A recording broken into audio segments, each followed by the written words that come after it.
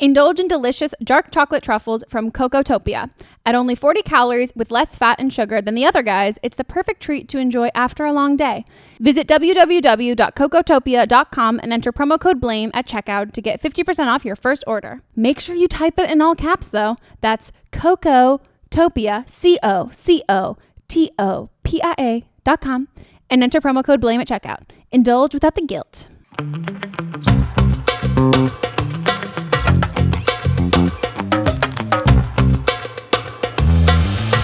Okay, hello everybody. Why did I start saying okay? Okay. Know. They do that in my own YouTube videos. Ready? Okay. Hi guys, welcome back to another episode of Don't Blame Me. Today, ow, that was my tooth. That was early too. You got it in there quick. I do it every episode, but that was probably the quickest. Yeah, your mouth is so close to that, Meghan. Yeah, you really don't have to. You're just like making out with it. I'm like, I'm like a sensory kind of person. I just like to know that it's there. You just like phallic objects near your mouth. Yeah, she's thick. She's thick, bro.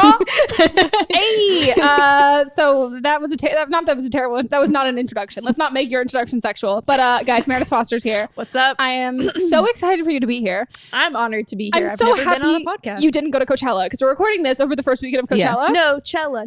And we're Couchella. Oh, true. Yeah. And I was talking. I like watch your Instagram stories every day. I'm not gonna lie to you. You're one of my top 5 that just like. Oh my god. I keep updated. You, I love it. Acacia Kersey. Myself. The don't blame me. Yeah, it's like all the like, don't blame me. Like it's just like a very small group of people.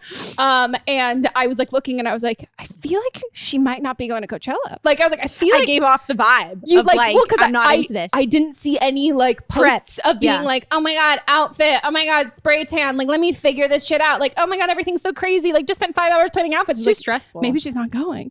And made me really happy that you're not there. We're the cool people. Well guys, if you're new here, welcome to the podcast. This is Don't Blame Me. It's an advice podcast. You guys call in and you leave us voicemails and then we give you some advice. And so if you want to be on an upcoming episode, the phone number is 310-694-0976. Wow, did I almost forget that? We haven't recorded in a while. That is true. Yeah. I was gone. You were gone. Mm-hmm. We've been gone, but we're back. Not that they know. I mean, they don't know. They don't know. But if you wanted to know about your international calls, it's a bad segue. International listeners, you can give us a call by recording an audio message. So I guess it's not technically a call. Just fucking record an audio message. Email us at meghanpodcast@gmail.com with the audio message. Good God, that was rough. It was. So do you feel like you're good at giving advice?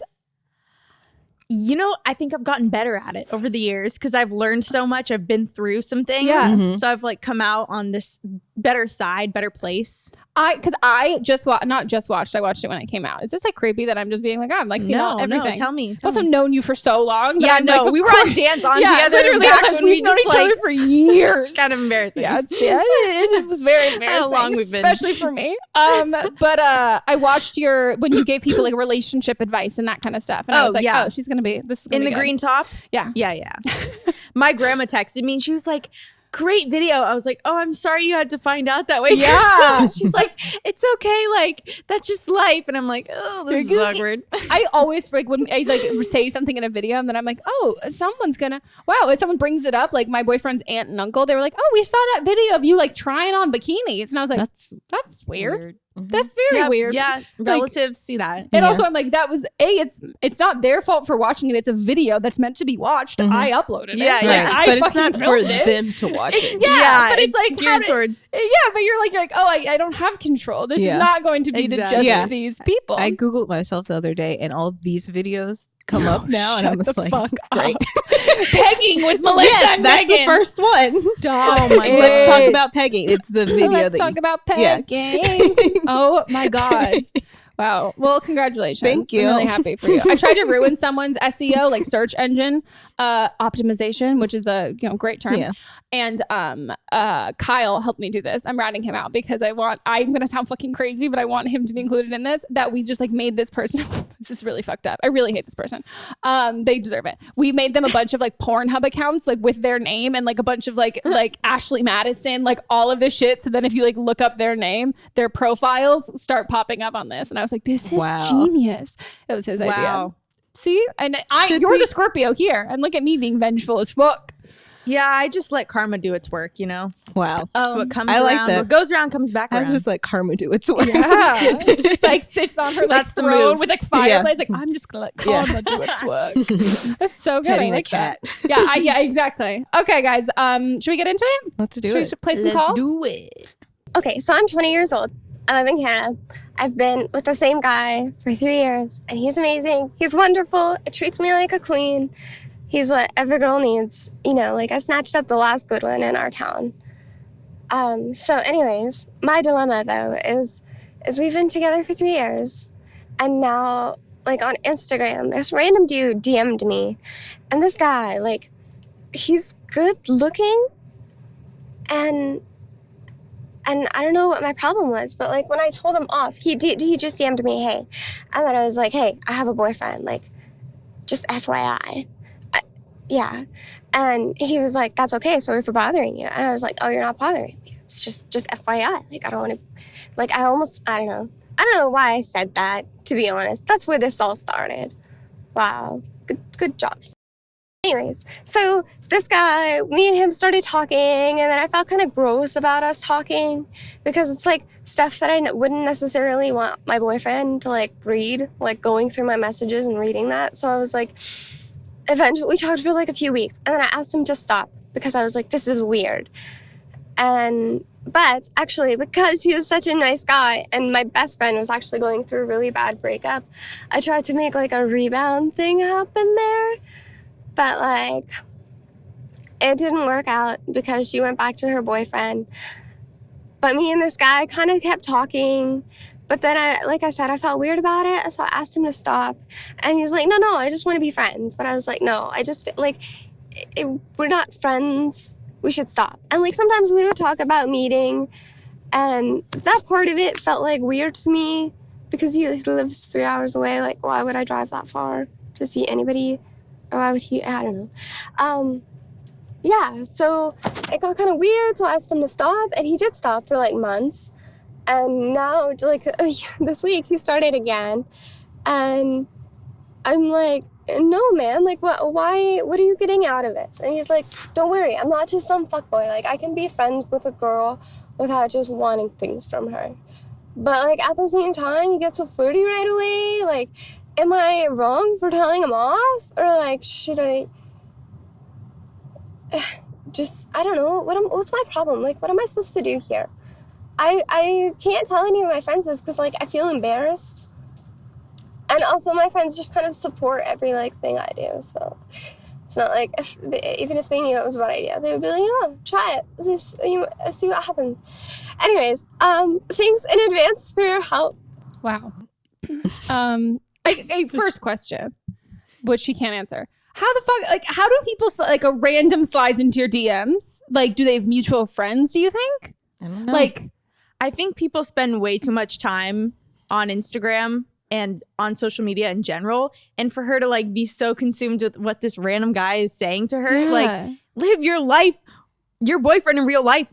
Yeah. Go back to him. Like, who cares about this guy? Just stop talking to him. And I hate to be the one who's like, because I never like to like the idea like, oh my God, girls, you're sending mixed messages. Like, but you really are. You're like telling him off, be like, I have a boyfriend. And he's like, oh, okay, sorry. And you're like, no, I just like FYI. Like you're backtracking. Like you're making these like telling him off. I'm using air quotations, like telling him off statements. But then you're backtracking. Like you're not following through with it. And on top, like more than anything, like you don't need to tell him like, hey, stop talking to me. Just stop responding. Yeah. Like you Block need to take some of the ownership of the fact that like, I like this guy, you're not that I'm saying you're encouraging him or whatever, but like you've been having like a conversation, like a text relationship or like for a couple of weeks. Mm-hmm. You're leading him to believe that like, yeah, you're going to meet up and all of that. So like, he's not, I'm not going to say that he's being a fuckboy at all. Like, if anything, I love you, girl. You're kind of being a fuck girl. Mm-hmm. Like, you're being a little bit of a fuck girl. She's kind of going behind your boyfriend's back and talking to him. Just ignore it. Exactly. And you want him to stop talking to you so then you don't actually have to make any of like the decisions aspects of it. But like, if you really love your boyfriend and really care about your boyfriend, like you need to like stop talking to this dude, block him, don't respond to him. He lives 3 hours a fucking way. Like you don't, like you're not going to run into him. It's not going to be a thing. Away. That is so far. Like that's 3 hours, like 6 hours total. If you drove could back get and to forth. San Diego. Yes, and then, oh my god, and then I would be like, I have to sleep here. I'm tired.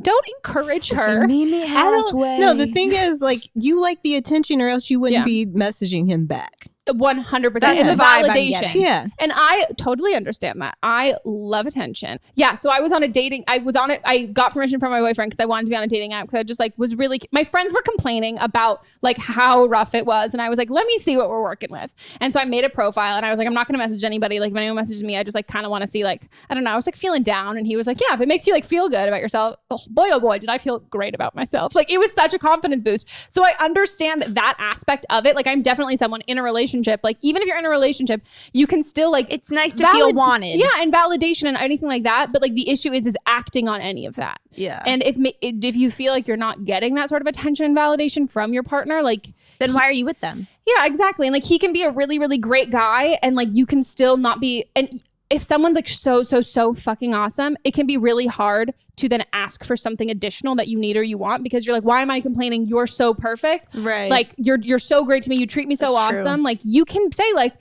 this, I don't like, even if it sounds a little selfish, being like, I just really kind of want more attention or something like anything like that. And asking for that, it's not asking too much at all. That's what a relationship is. So I don't feel like you need to seek that in other like romantic relationships. That's a good point. And if it's like about like someone to talk to during the day, like text your friends. Like he's filling a void and you have to figure out what that void is. And then that either needs to be addressed in your relationship or you need to figure it out in a way that's not romantic. Like if it's attention or someone talk, like, I don't know, like my boyfriend has like a normal job and it's the middle of the day. I'm like, who am I going to talk to? And I'm just like, I'll like text my friends, but like, I'm not like sliding into like, I would slide into Michael B. Jordan's DMs, but like I want to do it in a more like, I wouldn't do the DMs. I would do like a really like secure way to like get him to marry me. Secure way, yeah. We would be, we're gonna be sister wives with Michael B. Jordan. I know.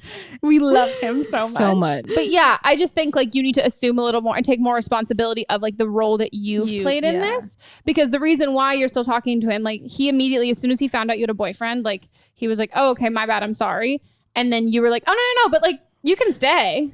Yeah, and guys always want what they can't have. So honestly, it probably just made him want to like, talk to you more. 100%. And also, like, if anything, like you're giving him the idea that like it doesn't really matter that you have a boyfriend, and he'd be like, "Oh, don't worry, like I'm not a fuck boy." Like Then what are you just trying to be friends? Yeah, like yeah. I matched with someone on a dating app because I used to swipe right on everyone in this like era, and their bio was like just here for friends, and like this person like.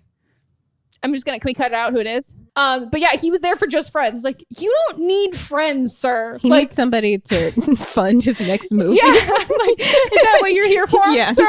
But yeah, I think you need to cut it off with this guy and evaluate, assume responsibility, and then evaluate like what you're lacking in, whether it's your relationship or what you feel like you're lacking in your life, and what it was that you were seeking from this guy. Because I don't think he's the bad guy in the situation. I think he's kind of just a convenient way for you to like get some attention. Which there's no shame in like wanting to get attention, but like that's just like not a kosher way to do it when you're in a relationship. Yeah, it's if you're keeping it secret from your boyfriend, if you're just wanting to be friends with him, then there's something wrong with that. So if you just want to be friends with him, then tell your boyfriend. Yeah. Like, there's no problem. Secret. Yeah. Don't keep secrets. Secrets are no fun unless you share with everyone. Me being a preschool teacher. Should we go into the next? All right. I'm 23. I've been married for a little over 2 years, though that's not really that important to what I'm calling about. So I moved out of my parents' house 8 hours away about 4 years ago, and things started going really downhill with my relationship with my parents. So a little background, my now husband and I planned a trip for our 1-year anniversary, and my parents basically threatened not to bless our marriage if we went, which was very manipulative. We ended up not going, but there was a lot of resentment there. My younger brother and his new wife have also experienced a lot of meanness from my mom, her essentially bullying my sister-in-law. And to add on to all of that, they just decided to become foster parents instead of fixing their relationship with their kids who are outside of the house, and have kept this foster care situation a secret from some of my family members. And so I guess I'm really just calling for some advice on how to handle this situation. It's been going on for a while, and at this point, I just have a lot of anxiety and guilt at the same time whenever I have to call and talk to my parents. So I would really just like your advice on how you would handle this situation. And yeah. Oh my god! Oh my gosh! Confused. Yeah, I'm confused, but that's so sad. It is super sad. I'm not religious, so when you bless him, can you retake? I'm not even sure what that. What she was okay, talking about. I don't think it has to be a religious thing. It's just like they're not accepting it. But they had been married for a year. Yeah. Like, wouldn't it's just too little, too late. Like, we're already married. Like, Yeah. I don't understand. I kind of wanted to know from her their reasoning behind that. yeah. Like, were they paying for the vacation? Are they supporting them? Yeah. Maybe? Like, what stakes do they have that they can like call those shots? Like, And makes yeah. Because And be like- you're an adult. You're married, so like uh, you have your own family at this point. yeah. So I don't know if they are like financially involved in your life. I mean, the foster part, like that, like the not foster, Meredith Foster, foster kid part. Foster. That's the one that like, that's where it like kind of like throws a wrench in like my whole thing of being like cut toxic people out, but also like, I don't know, like the idea that like, what if they're shitty to these kids? So her parents are now raising foster children. Her parents don't want the kid, like they just want kids. They don't want their kids to grow up. That's what it seems like. Oh, that kind of and like they don't want the independent. They want like the kids, like people who depend on them. Mm-hmm. Oh. That's manipulative. Yeah, it's very manipulative. In general, this is super manipulative. I don't know if you guys have financial ties. I think if you do, make a huge priority to not in a year, a couple years, however soon you can. But I'm like a big believer in like cutting toxic people out of your life regardless of their relation to you. Mm-hmm. Like you shouldn't have to, like there are certain things like everyone's like human, parents are human, kids are human, like your friends, like your partners, all of that stuff. But you shouldn't have to like sacrifice and like bend over backwards to like accept like a shitty, like whatever, like love or whatever that relationship is that someone's like giving you. If you're accepting something that's like not whole or like not like fulfilling you at all, and you're also having to like, I don't know, like sacrifice and like compromise on all of these other things, like they're not filling that like that role of like being a parent. Like that's, I think like found family and everything like that is like so important. And if someone's going to like want to be, if they're going to be your parent, I don't think that you should have to like endure a bunch of things to not get the benefits of it. And it sounds like they don't want the best for her. Yeah. For her. So I would honestly cut ties. And So like there's this thing called empty nest syndrome, and it's a feeling of grief and loneliness parents may feel when their children leave home for the first time. Mm-hmm. So that's what it sounds like to me.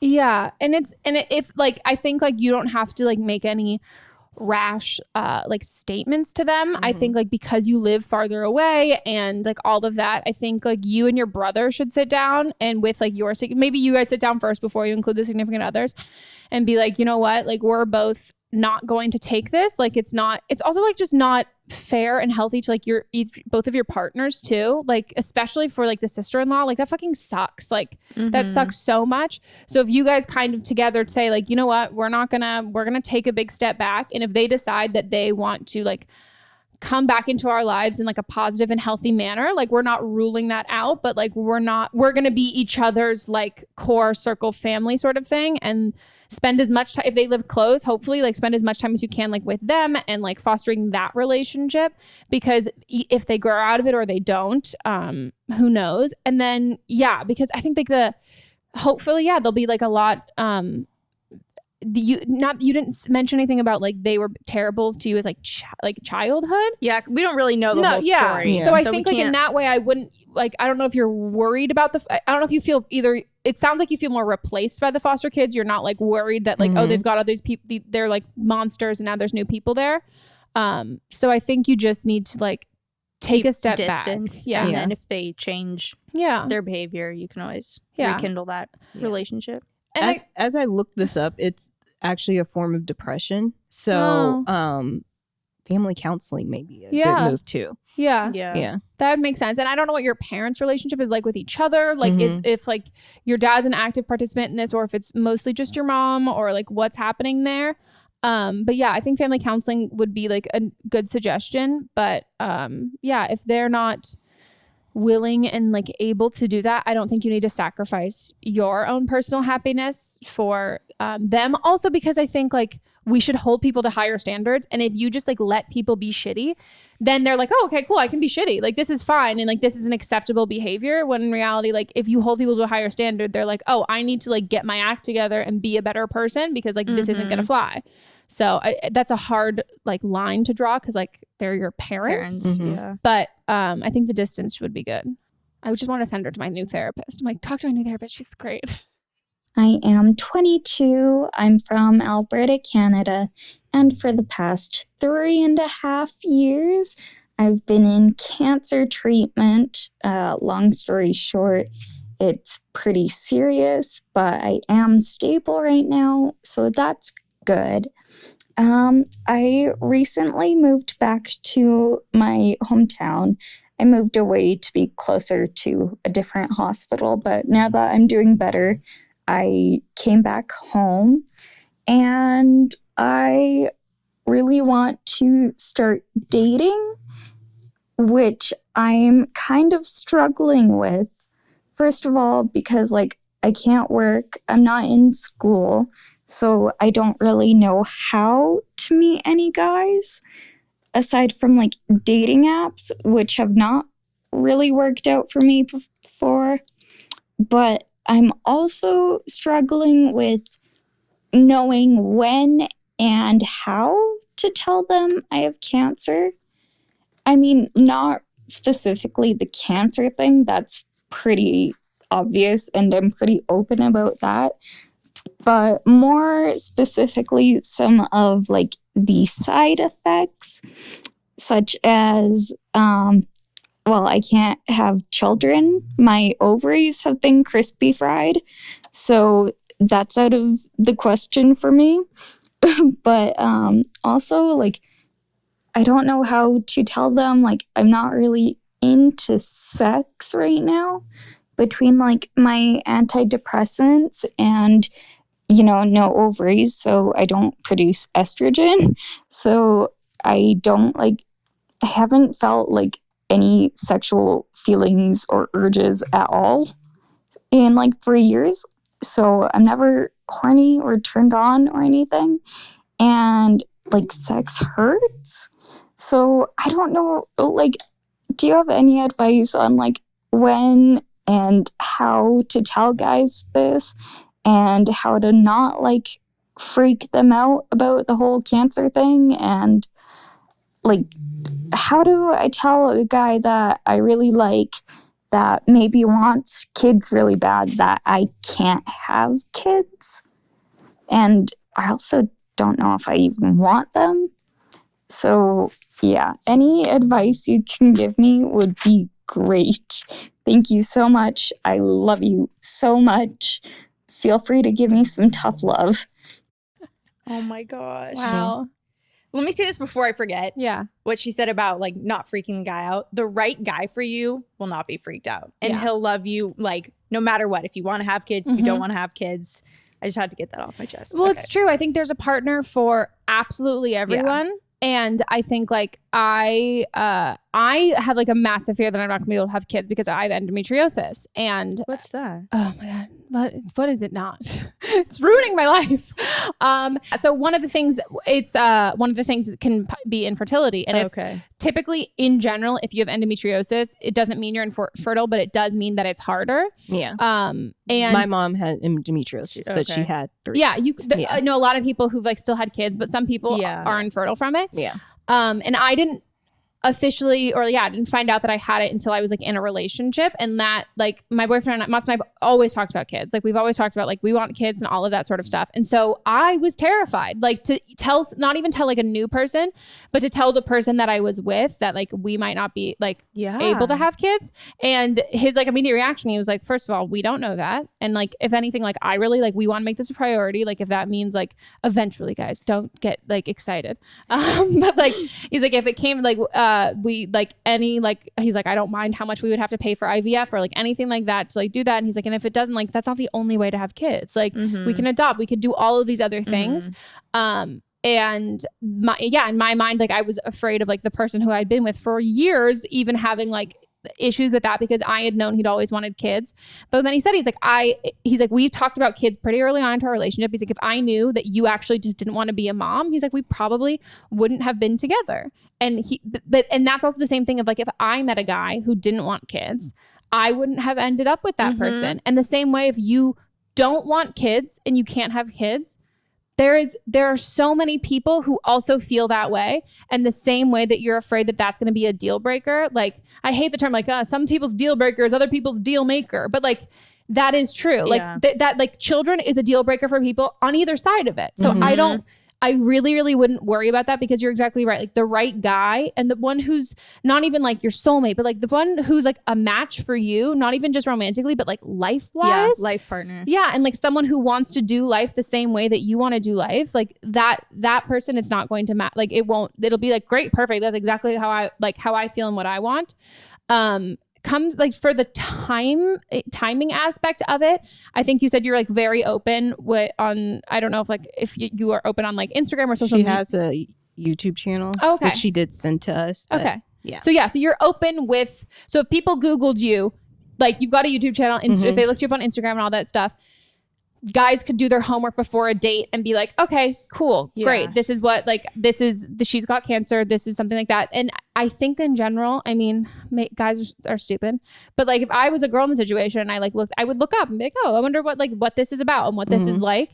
And I think like a good guy who cares is going to like, he's not just going to see that and be like, I'm not going to like look into that or like research about that and see what that means, because I'm sure he would probably feel uncomfortable like immediately asking you a bunch of questions that he'll want to like backlog the information himself first.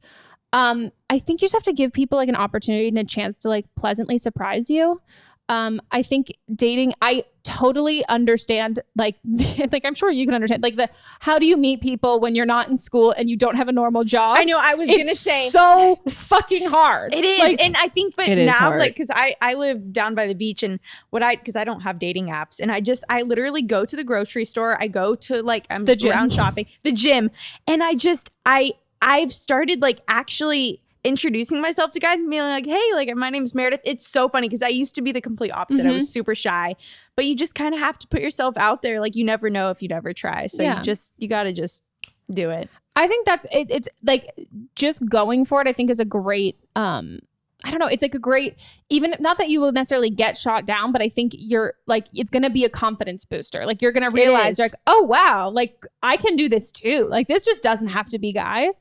And I think if you're not afraid, like if you're open to dating apps, I wouldn't even say you necessarily need to use them for that. But I have friends who've gotten with their partners because they like were friends of friends or knew each other or they saw each other on a dating app and then they never like messaged each other or anything. But then later on they met at a bar and it was like, oh my God, we matched on this dating app. And or it's like a friend of a friend, so you know that they're single and interested. Like it can be also a good way just to be like, oh, these are people that I knew from like high school, like, and who's like available in there. It's kind of just like you're browsing, so you don't have to like actively use that.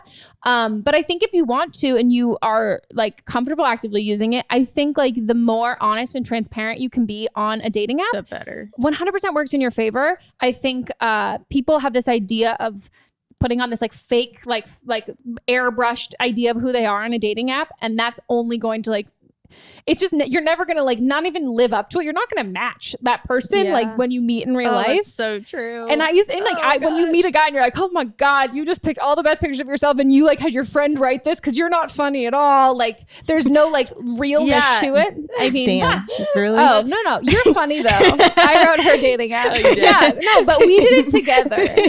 We're both funny. And you would never be the people, they would meet you in person and be like, oh, she's funny as fuck. But like I had when I had dating apps, and I've said it before, one of the last pictures I had was me right after I got my nose done. So I have blood everywhere and like two black eyes. That's everything. And it was one of those things people being like, holy shit, this girl's fucking weird. I like it. So I think the more open and honest you can be right at the start. And you said you're pretty open with that kind of stuff. I think you'll be surprised at how many like guys are refreshing. Yeah, and like they're not just there for like also like penetration, intercourse, and all of those different like that's. They like I know like there are a lot of people who have like if you've ever looked at she's on BuzzFeed Lara on BuzzFeed, she's got endometriosis and like something else that makes it impossible for her to have like penetrative sex without being like incredibly painful, and she talks about dating with that and like what that's like and how to like introduce it into a relationship or like when you're meeting somebody. So I think that's a good call, just to be honest and tell people. There's a book called Sex and Cancer: Intimacy, Romance, and Love After Diagnosis and Treatment, and it's written by a doctor and someone that went through cancer. So that's a good book. That's something you could possibly check out. It's got a ton of reviews and it was only written a couple years ago, so it's like a newer book. Yeah, it's not like what like the like a just like a you take your diaphragm. Yeah, and you're like, what the fuck is a diaphragm even? So wow, you've got this. You're gonna be. I'm rooting for you. I have faith in you and all them boys. Yeah, about to get all them boys. Bring them to the yard. Yeah, with your milk. Just sit in your yard with milkshakes. Is this how I do it? My milkshakes. Where are the boys? I am in my yard. Oh, good. That's actually good. Okay, guys, it is time for a quick break, and we will be back with more calls.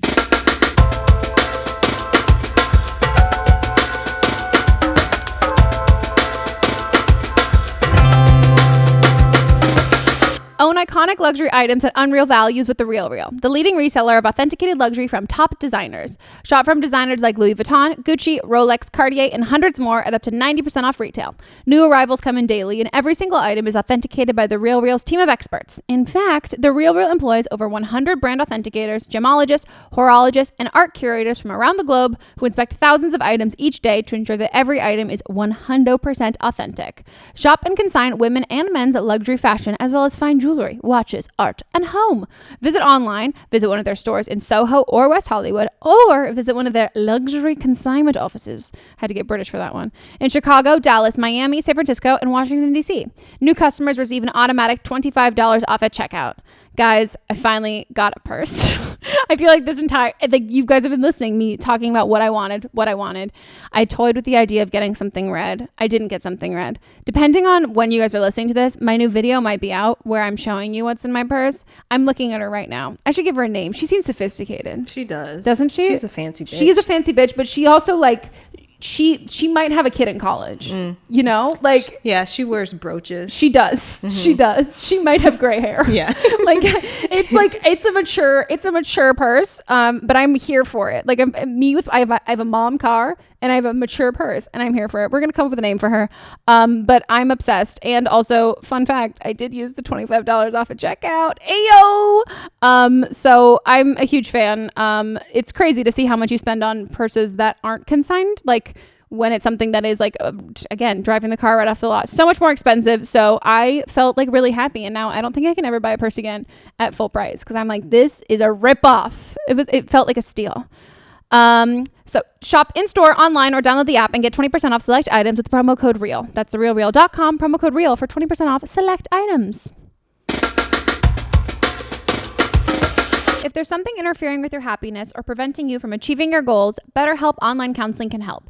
Betterhelp offers licensed professional counselors who are specialized in issues such as depression, anxiety, relationships, trauma, anger, family conflicts, LGBT matters, grief, self-esteem, and more. Connect with your personal counselor in a safe and private online environment, and get help at your own time and at your own pace. Anything you share is completely confidential, and it is so convenient. You can schedule secure video or phone sessions, as well as chat and text with your therapist. And if for some reason you aren't happy with your counselor, you can request a new one at any time for no additional charge. Best of all, it is a truly affordable option. Don't blame me with Meghan Rienks listeners even get a 10% off code for their first month with the discount code BLAME. So why not get started today? Go to betterhelp.com/blame. Then simply fill out the questionnaire to help them assess your needs and get matched with a counselor that you'll love. That's betterhelp.com/blame. Okay, guys, let's get into the rest of the calls. I'm kind of in need of some big sister advice for a very recent situation that just happened about 12 hours ago. So I'm 22 years old. I'm almost done with college. And last night I lost my virginity, which I know, like, it's kind of like a late bloomer situation, I guess, but I was a late bloomer. I didn't have a boyfriend until I was 20. So things just were slower for me. I didn't really open up until I got to college. And even then it took some time. But, yeah, so I've had long-ish relationships and I've dated around, but I've always just been kind of like, I want to wait to have sex with the right person. But I've been single for about 5 months now, and I've been like doing the Tinder thing, but I hadn't gone on a date in a while, and I just met up with this guy last night off of Tinder, and it sort of just happened. And basically the advice I need is sort of just how can you kind of, I don't know, it sounds gross, but like take ownership of your sexuality and like not feel guilty for, not doing it in past relationships and kind of just doing it in this one and done hookup thing. I mean, the experience itself was all right, whatever, but I'm just kind of dealing with this internal conflict of like not regretting it and not feeling, sort of just sad about the whole thing. Like, I know, it's whatever, like it was a consensual experience and, it was all right.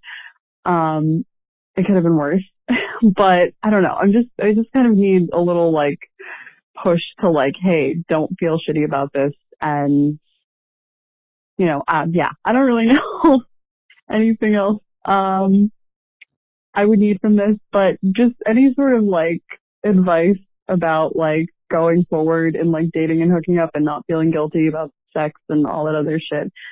Don't feel guilty. Don't feel guilty, No. girl. I can relate to this big time. Like, I went through, when I turned 20, I think I lost my virginity when I was 20.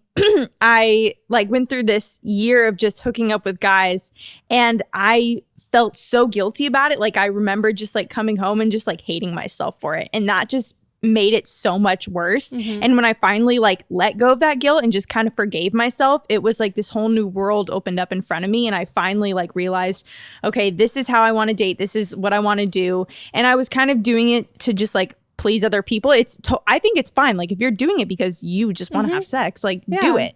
But like, I was doing it for the wrong reasons. So I just felt really guilty about it. But there's no reason for you to feel guilty. Like, you're young, like you're just figuring out what you want to do. And going forward, like, I think just have a mindset of like, you're becoming yourself, and you have to go through these experiences in order to like grow and become your greatest self. Like, that's what you're doing right now, girlfriend. Yeah. Oh, sorry. I was holding that in for a second. I think like guilt and everything that it comes with like sex and stuff. I think like it's like a twofold thing, because I think in general, women are really taught that men are taught that like sleep around, like don't like test, like you gotta test drive the car before you drive it off the lot and all of this. And women are told that they're delicate and they're fragile, and like men are like boys are dangerous and stay away and keep this thing to yourself. But in reality, everyone's gonna call you pretty and like all the time and like seek that validation, but like don't act on any of that stuff. So it can be really, really, really confusing to be a woman who's constantly sexualized, but then being like, no, but you don't get to control that. I get to control if I sexualize you. Like me, as if I'm a man, I get to control how you like your like sexual health and like like all of this stuff. Like men control so much of women's sex, and including in the things like men men have decided for ages, like who's sexy, like who's like maximum hot 100, like that's decided by men. It's like so men toxic. are deciding who are sexual and like who are sexy and who they're attracted to, and then controlling when that is appropriate and when they want that and when they don't. And for women, it's really, really, really confusing. And at the same time, I think there is this like fantastic influx of women taking control of their sex life and all of that. But the biggest thing is that's if you want to, like, if you want to sleep around and you want to, it's about having the choice. It's like, that's like always what it is. That's what we as women are fighting for. It's being like, I'm not going to tell you what to do with your body. I'm telling you that no one else should be able to tell you, you have to do this. I want to give you that choice. So I think if you feel like you like the guilt that you have is just society imposed on the idea that like you're supposed to be like this virginal flower that is never touched in a forbidden garden, and you're like, oh, but I really want to like explore sexually and do all of that, then I think you need to like just seek out like media and things that promote like positive female sex and like fostering that. And there's just like, there's so much like great articles you can read, books, like shows, like Broad City, like there's so many things that are like are pioneers of like women taking control of like their own sex life. But on the other side of it, if you feel like that's something that like, I really hope everyone identifies as a feminist, but like you identify as a feminist and you're like, yes, for sure. You can be a pioneer and vouching for women to have the choice of what they want to do with their bodies, and you can choose to not sleep around if that doesn't like make you happy and if that's not what you want. So I think you need to figure out which side your guilt is coming from. Like, is it coming from the fact that like you like wanted how to, I was, how I just did it to please other people and I actually didn't want to have sex. And also we can get into that idea of being like, this is like, I have never been one to that's a lie. I like slept around a little bit, but like I've never like, not in like my adult life, like at fucking hall, like only in like high school, college, like that was it. But like I got to my 20s, I was like, no, I'm not, that was like not my thing at all. But like all the more power to women who want to do that. But there can be the thing of being like, if your friends are all doing it and you can think that like, oh, I'm supposed to want to do this, so I'm just going to do it and then it's going to click and this is what I want. And it might not be what you want. And like there's no shame in any of that. And I think like the more that you can inform yourself of like reading and like just like taking in like a lot of content and media that is about like empowering women, you're gonna realize if it is on the other side of being like you're feeling guilty because you don't really want to do this, you realize that that's not what the argument is. The argument's not for like every woman to like sleep around. It's to have the choice and the freedom to do that without judgment. So there shouldn't be judgment on either side.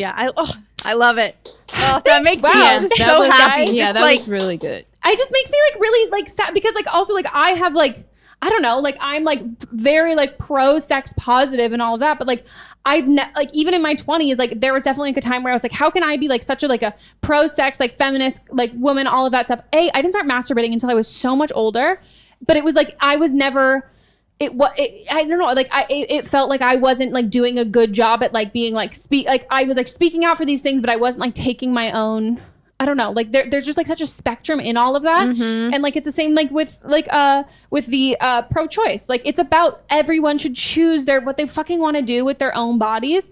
And I think there can even be like a lot of pressure in communities of like oh my God, like judgment, like you didn't sleep around, like you haven't slept around, like blah, blah, blah, blah, like anything like that. Like you can be a feminist, you can be pro-sex and be like, fuck yeah, I want to get my own. But like you don't, if you don't get sexual pleasure from like sleeping with multiple partners, like that's not the point then.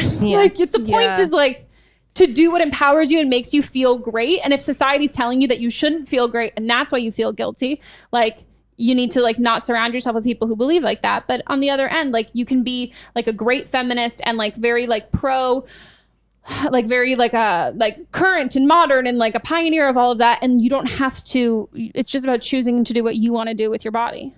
Oh yes, amen to also that. And for the record, like losing virginity sucks. I lost my virginity to my like high school boyfriend who I was like totally in love with, and it was not great. It like wasn't fun. It's so bad. Like it wasn't like, so like don't think that like you like the idea it's like, oh, I want to be in like I want it to be perfect and I want to be in love. Like that happens for some people. Didn't you have like a great losing your virginity? Yeah, but that's also because I started masturbating like when I was younger. That's I done goofed. So and my like virginity was just some guy that I had a class with. So I didn't have like that love put on it. I had that love, and it was like subpar at fucking best. But I think for me, what I think it's if you're someone who kind of like leans in a more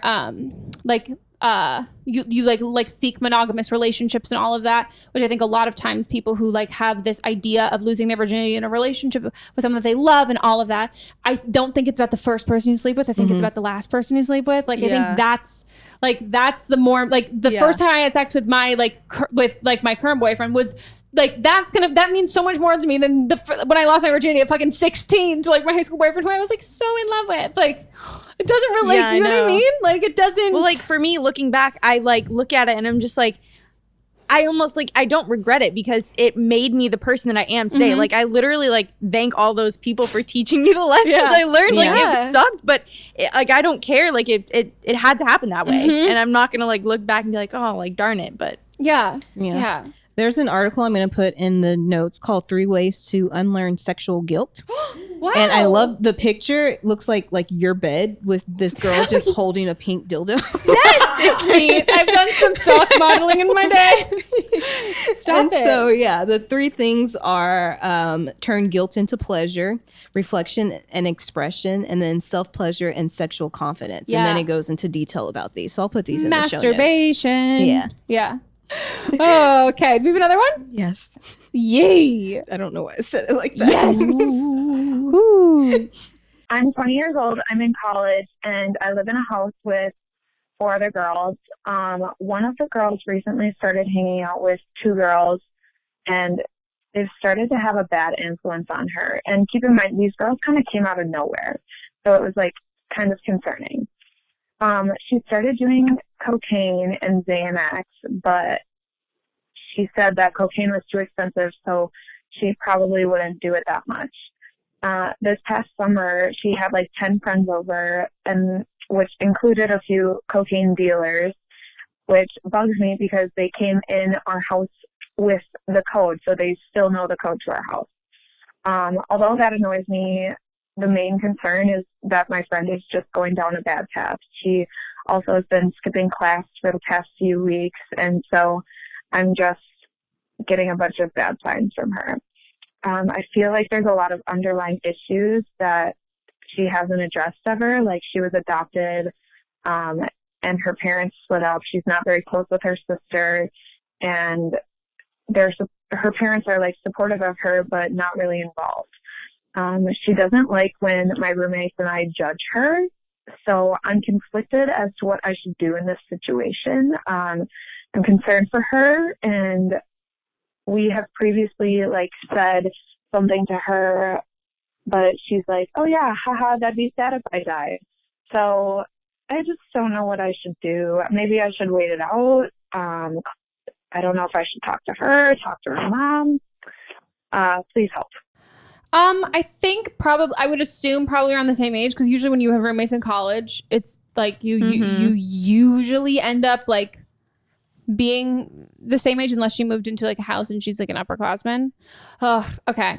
I'm not going to start. You start. Okay. What I am going to say about this situation is I think it sounds like your friend is struggling mentally, and I think to just be there for her and support her is the most important thing. Just let her know like you're there for her. Don't try to pry anything out of her.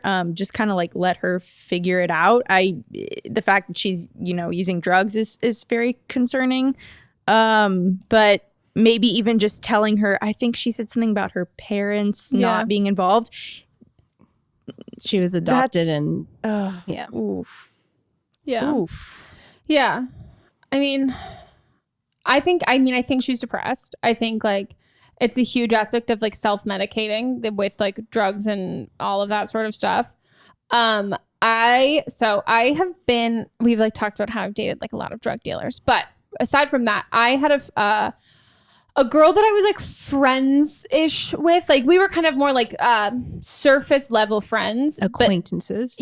But yeah. But like her friends she like was rolling with this circle of other people, and I'm like, despite being like a Leo, my Pisces moon really comes in to be like, let me nurture you. And the same thing with like, I've got a lot of Cancer in my chart, so like I I feel like I also think like I like did everything like 2 years or 3 years ahead of people. So like by the time that I turned 21, I was like, I haven't drank in 2 years. Like I'm over this shit. Like I stopped drinking when I was 18. I aged out of it. So by the time that like I was in my 20s, like my boyfriend, like he's 4 or 5 years older than me. He's like, I would have never dated someone, like we were 22. And he would have never dated a 22-year-old, but like you were like 35. Yeah. And I was like, I don't know if I'm mature enough for this girl. We're the same person. Yeah. So that's like, so funny. I had this person that I knew, and same thing, got like caught up in kind of like party scene and like drugs and everything like that. I really tried to talk to her about it. And then at the very terrible advice that I sought out advice from somebody who was older than me that I like looked up to. I got advice from them, and they were like, well, you have to tell her family. You need to tell her mom. And I was like, I don't know how old, young. And I was like so terrified. And I was like, I like had called her mom, and I was like, I'm just like concerned, blah, blah, blah. And all that did was cut that girl completely out of my, and she was like, I'm fucking done. I'm not like speaking to you again. How could you do that? Like, or anything. And if somebody is going through a really, really, really hard time, I'm 100% with you. The only thing you can do is be like, I love you and I support you. And I'm here whenever you want to talk about it.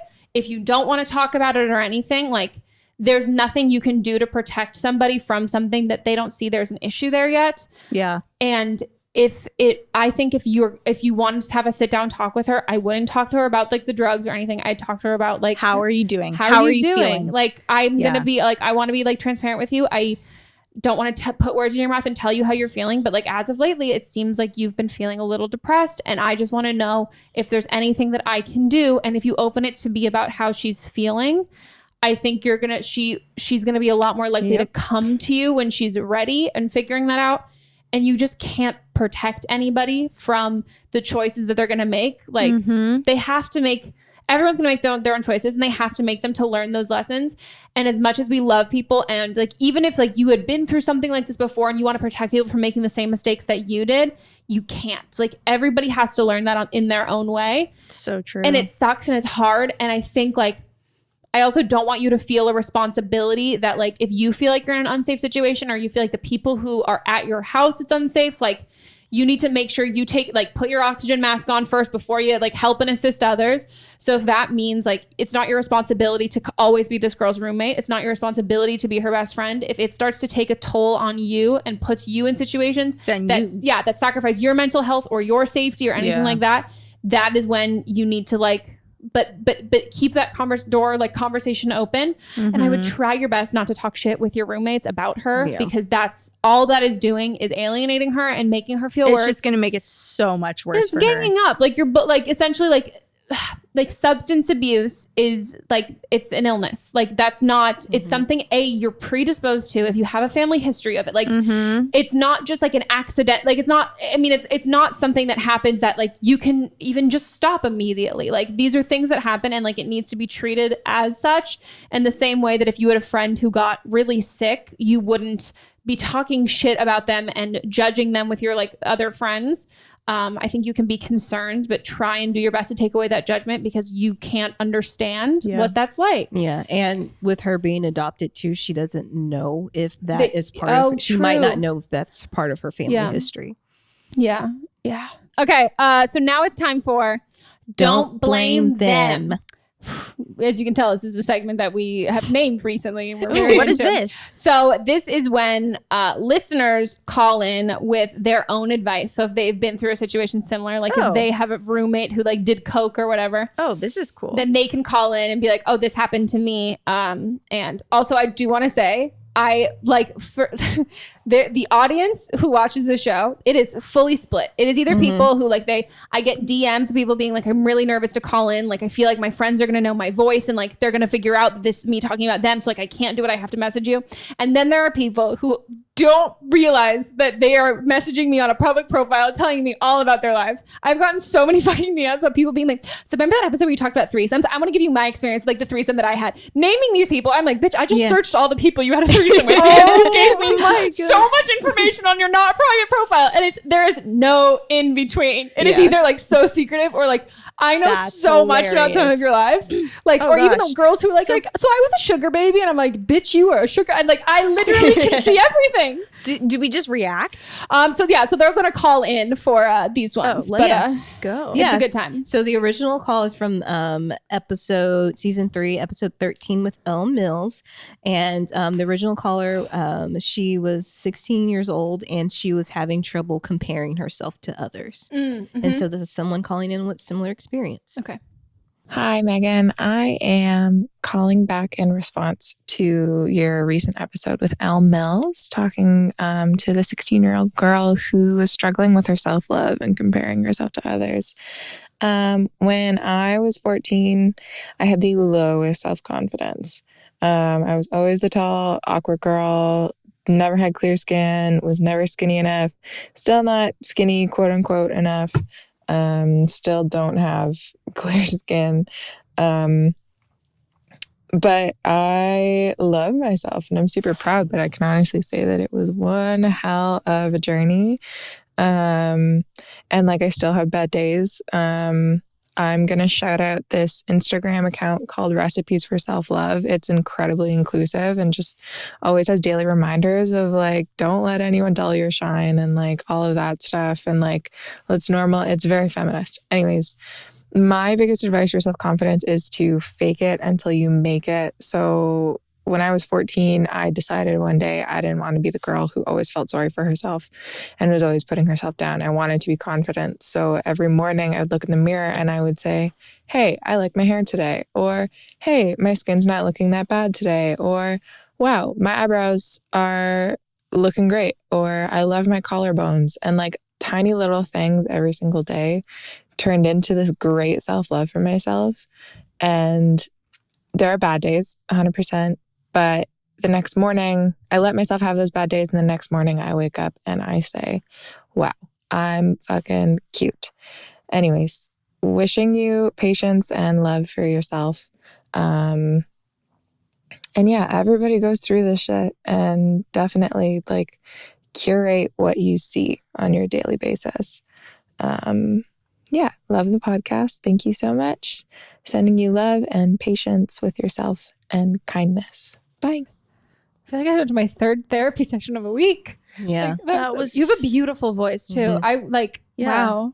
I want her to read like me, just like read me to sleep. Yeah, you recommended the Instagram account, which I'll definitely check out. But like, I want you to like send me voice memos every day of affirmations. Like her voice is so soothing and nice. Yeah, she needs to have like her own podcast. Yeah. Do you want to take over? You can have this. No, you can't have this one. I think that's great. I definitely succumbed to like fake it till you make it. I haven't made it. I'm still faking it. But I think it's I think it's remarkable how I like never did like an assumptions video, but I was like contemplating doing like the people like reacting to people's assumptions of me.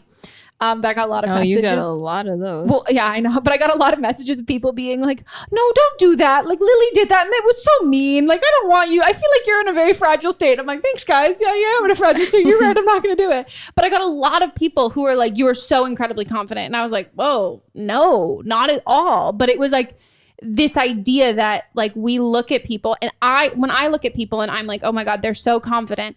And I'm like faking it. There's a part of you, like even when you're faking it, you think everyone knows that you're faking it. And when you look at somebody, you're like, oh no, that's real. They're not faking it. But and the amount of people who are like, you're super confident. I was like, I'm not even doing a good job at faking it. And you fully believe this. And so like this idea that I'm like, I'm probably doing that with all of these other people too. Mm-hmm. And I'm a huge, but like fan of, we've talked about her on the podcast so much, Jamila.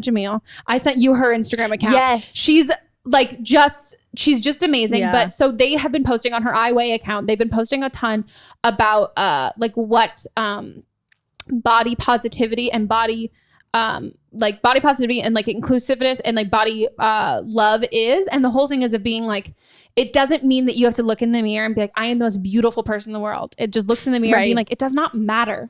I am not, it doesn't matter what the fuck I look like. That doesn't mean that I'm beautiful or I'm not beautiful. I don't have to think that I am drop dead gorgeous, because it's the value people put on this like traditional idea of beauty, that it's topical and it's what you look like and like not who you are and all these other things.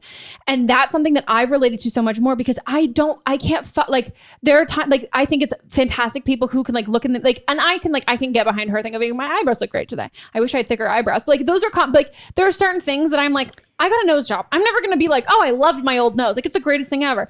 But I never understood. I'm like, well, why do I have to? Like, why does it fucking matter if I love it or not? Like, can't it just be like, okay, like whatever happens and like however I feel about it, like, why can't I be more excited that I'm funny? Like, than like having to like love like that I have small boobs. Like, Canton being like, who cares about my small boobs? I'm funny as fuck. Like, why can't that be weighed the same importance? That's such a good point. Yeah. And I think that for me was like, in the last year has been so much more of an attainable sort of thing, because I was like, this like self-love movement's not for me. Like, I'm like, I don't feel like I can be a part of it because I got a fucking nose job. So like that already feels like I can't be like, oh, love everything that you're, but there are certain things that like you can't change, and that like, why does it matter? Okay with the fact that you're not okay with it. Like, there's things that I look in the mirror, I'm like, I don't like this, but I'm not going to sit there and dwell and be like, oh my God, I don't like this. I'm just fine with the fact that I don't like it. And it doesn't like plague you, and like it's not something that, it's when we take like the importance out of like what we like, the idea of like what we look like. Everyone sees everyone differently, and you see yourself differently. We're our harshest critics, 100%. And like I think that's a huge aspect of like the influx in, like, I read an article about, like, I forget who, I think Sam Smith someone tweeted, or Jamila maybe tweeted, like about it, the influx of like teens with body dysmorphia, and it was something of being like, maybe we should take away the name of this, because maybe it's the fact that nobody, like, it's staggering the amount of people who we're being pushed all these images that are photoshopped and all these different things. So people are seeing those people as those people. And if they see those people in real life, their friends who Photoshop or Facetune, and on their picture on Instagram, they're going to see them in real life. They're seeing that photoshopped image of them. Everyone's seeing this idea. You're like, you create everybody to be these things, it's of being an illusion. It's the entire, all of it's an illusion. So this idea that nobody really understands, like, when they look in the mirror, what they look like, because also like marketing has made us believe like, oh no, you should be zoning in on your hair follicles. Are they large? And I'm like, I don't even pay. What the fuck am I paying attention to my hair follicles for? No one told me to pay attention. You can't fucking see it. And it's the idea that like, we're not looking for these things, or like looking for what they look like until people told us to look for it. Like, the thing that I never even knew what it was, like, and how this clicked for me was hip dips. There's something that happened with your, I didn't even know what that was until I saw it on Instagram. It was like, how to get rid of your hip dips. I'm like, so I didn't even know what they were. And then all I learned was I was supposed to get rid of them. And I remember I went to my trainer and I was like, hip dips. And he goes, did you fucking see that on Instagram? And I was everyone has hip dips. And he was like, he's like, this is your bones, dude. Like, what what do you mean? And he was just like, this is so dumb. And I was like, it's like, wow, you're right. Like, I've never thought about it. And now suddenly, why am I thinking about it? Because someone told me to. And do you remember a couple of years ago, the whole thigh gap thing? There were literally magazines that were like, how to get a thigh gap. And I remember thinking to myself, be born with wide set hips. Yeah. I remember being like, this is so toxic. Like, the fact that people are like, it's like the idea that you idolizing like looks in general, but then when it boils down to like idolizing like bones and how your body is built and how it functions, I think it's just like, it's such a toxic thing, because no matter what, and it's the same thing with like certain body types being on trend. Like that's so fucked up. Like, it is thick, and like that's in trend. Like, Instagram makes it so bad because like people are looking at it and they're like, well, why can't I look like that? It's because your body was made a certain way, and you can't change the way your body was made. You can become your best self and work out and feel great, but you're never gonna be able to change the way you were made. Yeah. And so you need to embrace that. And not just that, but they don't look like that. That we were just, most of them get my God. the butt implants. Yeah. They're getting even like Facetune. Like, you see someone, if you like look at someone and what she said about like curating what you see. Girl, I have so many fucking accounts on mute of like people that I know in real life who just Facetune the shit out of it. I'm like, I can't look at that, because even when I see you in real life, I'm going to see this Facetune version of yourself, and I'm going to make myself feel bad about myself, when in reality, I'm aspiring to look like, or I'm feeling envious of you with someone you don't even look like. And then you look at their tagged pictures and you're like, yeah, this is not the same. Like, that's not what you look like. And that's also like, not what you should be. Why are we aiming to look like this at all? I'm a huge believer. Like, I mute, unfollow every single account that photoshops or Facetunes or anything like that. I don't even have the Facetune app on my phone. Like, I just found an account that like I celeb face. No. Oh, okay. I noticed because I know when people like Facetune their bodies. background. I was like, oh no, it's so bad. I'm Yeah. like, no, please don't, because other girls are looking at this Yeah. and they're gonna try to look like that. Like, you don't look like that. No, and they're gonna be like, how do those bushes get to be so wavy? Like, I want bushes that are wavy, and you're like, girl, no. She's over there. Yeah, just like zooming in and out. and it's just not. It's not. Yeah, it's just so incredibly dumb. Okay, wow. So that's it for this episode. Meredith, thank you so much for being on. Thank you for having me. This was so fun, honestly. You were so great. We'll have to have you back where I will talk a little less. No, I like the amount of talking you do. I don't know. I know Takes the people in the pressure off comments, me. they're like, Meghan, stop talking so much. Like, No, I did a good amount though. You did. No, you have fantastic insight. And I also thank didn't disagree with you on anything, which that always poses an awkward podcast when someone says something. I'm like, oh yeah, that I feel gets like awkward. you're wrong. Yeah. So if you guys want to call in for an upcoming episode, give us a number. No, my God, just give us a call. ring. Give us a ring-a-ling on our phone with the number 310-694-0976. And international callers, you can send us an audio file at meghanpodcast@gmail.com. Where can people find you on the internet? Ooh, people can find me under my name, which is Meredith Foster. And if you know me from Steel Babe 9, then you are the real MVP. I am the real MVP. Yeah, Meghan is. Yes. She had her blue room, I had my pink room. Yeah, my God. We were like it's also fun to be like, I think you're one of the only few people that we're the same era and genre of YouTube. That we're the only people that I still know and talk to, that I'm like, wow, look at our come up. Except for my friend Casey, who is Sparkly Barbie, but she doesn't do it anymore. Oh, she doesn't? No.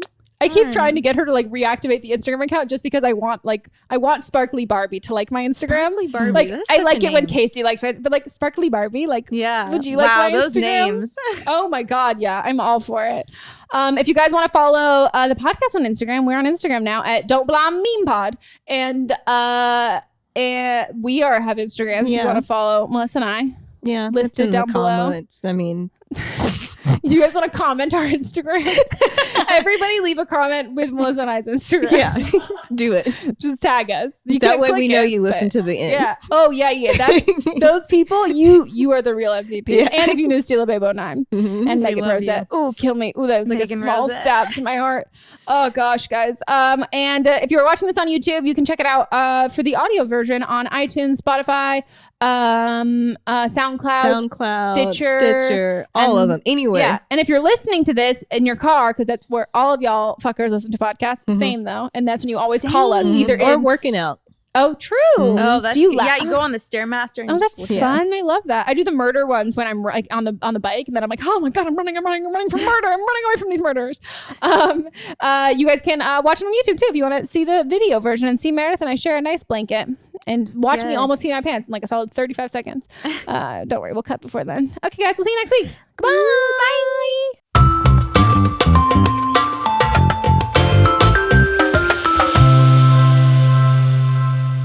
Whatever struggles you're facing, from depression and anxiety to trauma and grief, Betterhelp can help you connect with a professional counselor in a safe and private online environment. It's so convenient. You can schedule secure video or phone sessions, as well as chat and text with your therapist. And anything you share is completely confidential. Best of all, it is a truly affordable option. Don't Blame Me with Meghan Rienks listeners even get 10% off your first month with the discount code BLAME. So why not get started? Simply go to betterhelp.com/blame and fill out a questionnaire to get matched with a counselor you'll love today. Don't Blame Me is a production by me, executive produced by Melissa DeMonts, camera operator Amanda Lechner, production assistance by Julie Carley, and music by Ryan Hunter and Giacomo Picasso, part of the HerPod Network.